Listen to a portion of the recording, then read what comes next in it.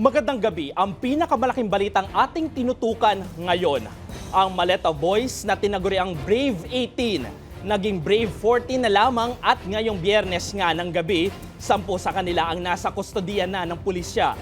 Inaresto ng pulisya ang Maleta Boys sa kasong perjury, pero ilan sa kanila ay hindi pa naproseso ang piyansa. Binawi naman ng 4 na Maleta Boys ang kanilang naunang alegasyon laban sa matataas na opisyal ng gobyerno na tumanggap umano ng kickback sa flood control projects. Narito ang ulat.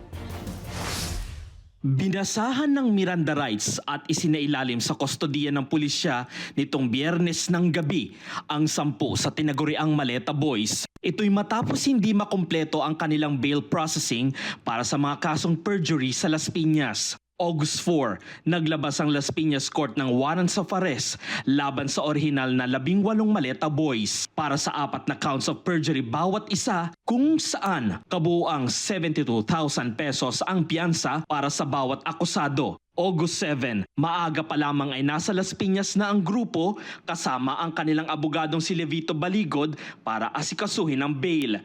Sinabi ni Baligod na siya ang sumagot sa malaking bahagi ng pampiyansang grupo na umabot umano sa mahigit 1 milyong piso. Pero sa latest reports, 3 Maleta Boys lamang ang nakapagpiyansa samantalang hindi na kompleto ang bail requirements ng 11. Dinala ang 10 sa Las Piñas City Police Station at posibleng manatili sa kustodiya. 4 sa orihinal na 18 ang bumawi sa kanilang mga naunang pahayag laban kina Pangulong Ferdinand Marcos Jr., dating House Speaker Martin Romualdez, dating Ako Bicol Party List Representative Zaldico at iba pang personalidad. Ayon sa 4, hindi totoo ang ilan sa mga nauna nilang aligasyon. Inako din nila na may mga pangako umano ng financial assistance at seguridad nang lagdaan nilang naunang joint affidavit. Habang itinanggi naman ni Baligod na tinuruan niya ang grupo na magsinungaling at sinabi niyang ang tulong na inalok niya ay para sa mga pangangailangan ng kanilang pamilya. Dahil sa pagbawi ng 4, binawi na niya ang pagiging abogado sa 4 na nag-recant.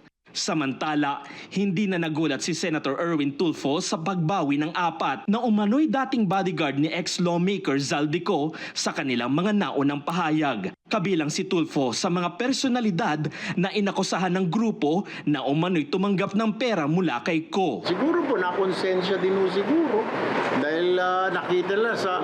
Kasi kung talagang totoo yung sinasabi nila, hindi siguro ganun kadaming demanda ang aabutin nila. Halos lahat na binanggit nila, nagdemanda including myself. Dahil dito, naghaing si Tulfo ng grave oral defamation complaint. Hinamon naman ni dating Congressman Ace Barbers ang 4 na nag-recant na Maleta Boys na pangalanan kung sino ang nagtulak sa kanila na maglabas ng mga aligasyon laban sa matataas na opisyal. Kabilang si Barbers sa mga personalidad na idinawit ng grupo. Lumalabas na yung katotohanan. Sila mismo nagsabi na merong nagtutulak sa kanila, merong gumawa ng kanilang joint affidavit, at merong nagsasabi sa kanila na itong sabihin. Pangalanan nyo.